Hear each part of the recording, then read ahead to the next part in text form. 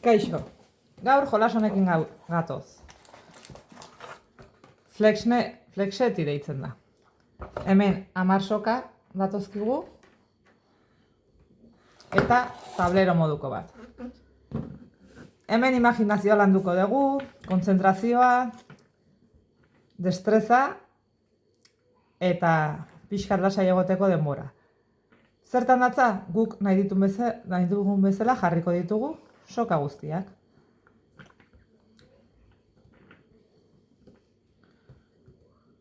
Haurrak denbora luze batez lasai egoteko egokia. Beraien imaginazioa lantzeko ere balioko diguna. Hemen 2 pertsona gabiltza berdina egiten, hor gaizki jarri dugu, baina hortan datza. Gaizki ez jartzean.